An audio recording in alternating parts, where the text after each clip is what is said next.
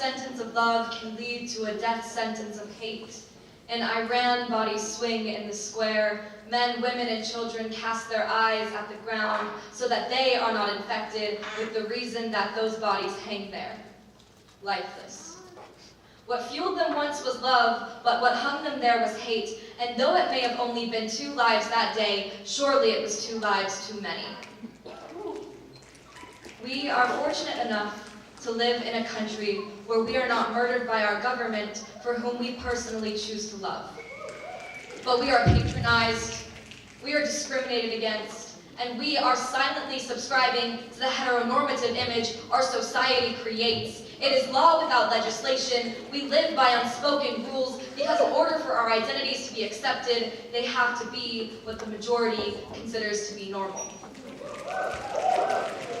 Now, don't get me wrong, LGBTQ rights have come a long way, but a long way in your mind means we've come far enough, and a long way in my mind means we have ways to go, because unfortunately, your fortunate life wasn't given to everyone.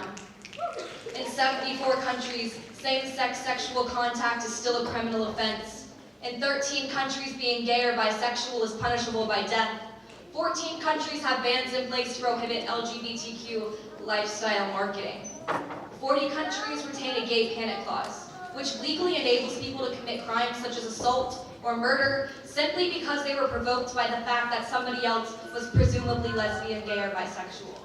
Presumably. You don't even have to be out as a member of the LGBTQ community for this law to justify a murder based off of an assumption.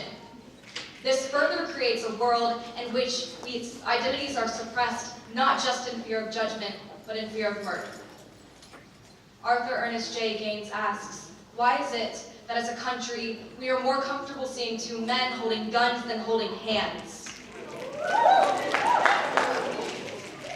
There are worse things in the world than boys loving boys, or girls loving girls, or someone loving differently than you do. Unless you plan on dating them, does who they love really affect you? From ignorance comes fear, and in our world, we are afraid of those who differ from us. But if we educate the children of this world, our world, and we tell them they can be whoever they want to be, without shame, without oppression, without fear of the law or a bigot with a gun, then we can begin to treat gay people, transgender people, non-binary people, asexual people, gender-fluid people, bisexual people, queer people, like people. Tolerating intolerance is cowardly. Merely tolerating someone is not enough.